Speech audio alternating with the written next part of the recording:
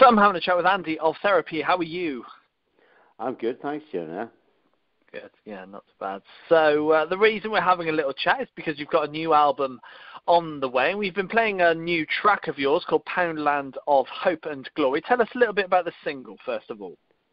Well, the single was released post-lockdown, although it was written post-lockdown whenever everyone had just had enough, and the country was still divided post-Trump, post-Boris Johnson. And I was watching the proms late one night when everyone was singing the William Blake poem, Jerusalem. And I had a look around me and I thought, with the state of the nation, the amount of food banks, the people are in trouble, the NHS is in trouble.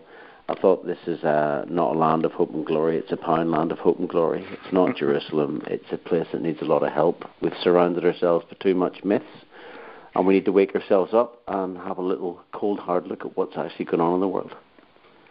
Yeah, I totally agree with you as well. Now, that's coming off a new album of yours called Hard Cold Fire. What can people expect to hear when they get a chance to take a listen to the record?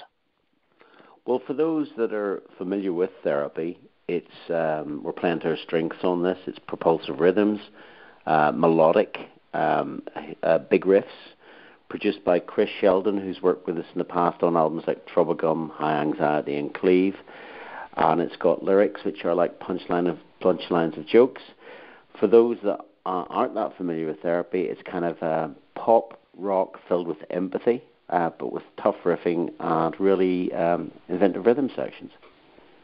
Yes, excellent. And was that the plan when you stepped foot into the studio, to make the record sound like it is, or is it simply just how it turned out? The plan when we went into the studio initially was to record the 24 songs we'd written during lockdown, but we decided aesthetically that we didn't want to. People have been through enough for lockdown. We wanted something a bit more punchy and a bit more energetic. Now, Therapy, we listen to a lot of different kinds of music, and we also have a penchant for the melancholy, anyone that knows our material in the past. But in among the 24 tracks, there was 10 of them that were full of energy and that were focused and direct and tight, and they were to the point. And they made the most sense post-COVID to put on a Therapy record. So that's we chose the 10 that we thought were more focused and more direct.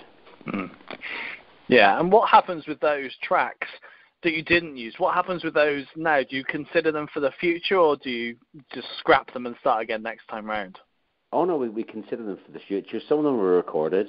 They didn't quite make the cut, and they'll either feature somewhere down the line. It depends, a few of them were slightly more experimental and a bit darker, but they didn't sit well on this record, so maybe in the future, if we write more material like that, they might make an appearance.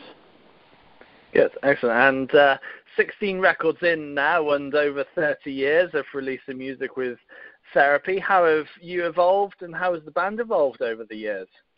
Well, we've actually let ourselves enjoy it now. I think whenever we first started out, we were naive kids from the north of Ireland, and we went into this with not a great deal of experience.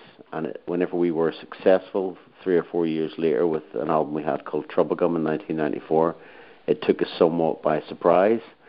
And then that took us quite a few years to get used to where our standing was in the musical universe.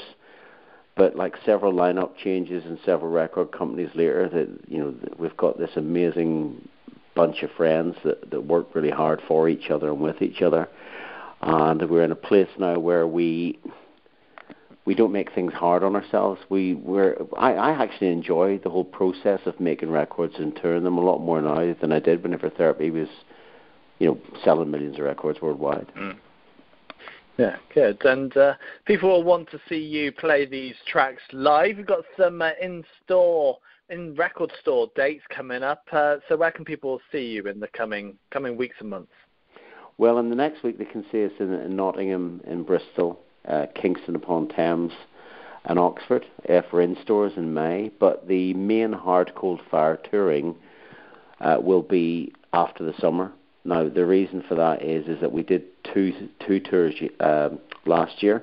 We played the guts of nearly 100 shows, and we didn't want to tour straight away with this record so early in the year. So we will be on tour September, October, November, and December in 2023 with the Hard Cold Fire Tour. And I know that the UK and Ireland dates will be November and December. Good. Excellent. I'm sure your fans will be loving that. But before we get to that, you've got some festivals as well. But you can't wait for festival season again?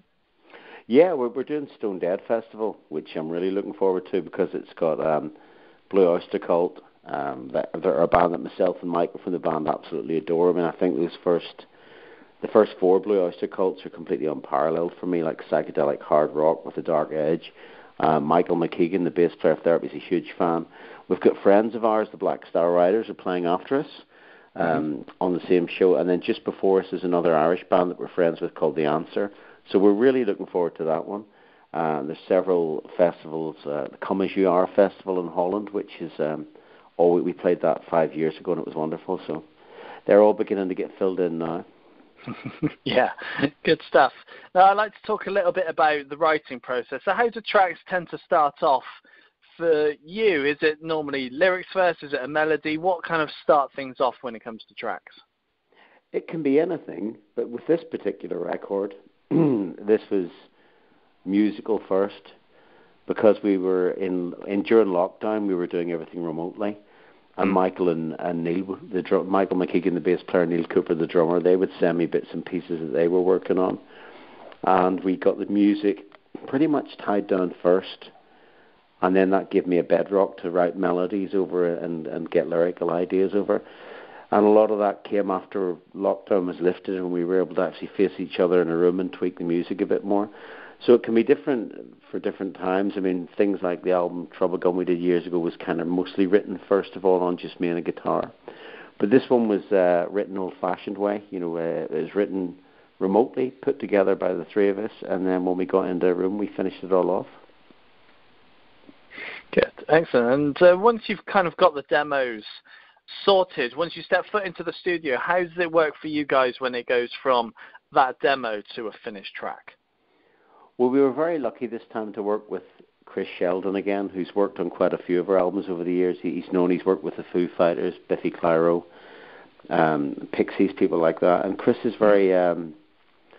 he's very quick and he's very quick-witted and very quick working. So he doesn't dwell too much on things which don't work, which is, I think, a godsend in a band. Something doesn't work, he doesn't think of a way how he's going to break the news to the band. He just said that's not working, which is really refreshing. We told him, he helped us choose the 10 tracks. We wanted these 10 punchy tracks. And then little things like we wanted there to be a great deal of empathy on the record, so he would use certain effects on the vocals which would make them sound a lot more kind of warm, positive. The drum sounds we wanted to be really, really arresting, so he tweaked the sound of the snare. Some of the tunings for the songs, we dropped them down to make them a bit heavier so that the sugary, sweet melodies had a bedrock of something a bit more nasty beneath them to give it a good contrast. Good, excellent. Well, Andy, it's been a pleasure having a chat with you. You too, Jim. Thanks very much.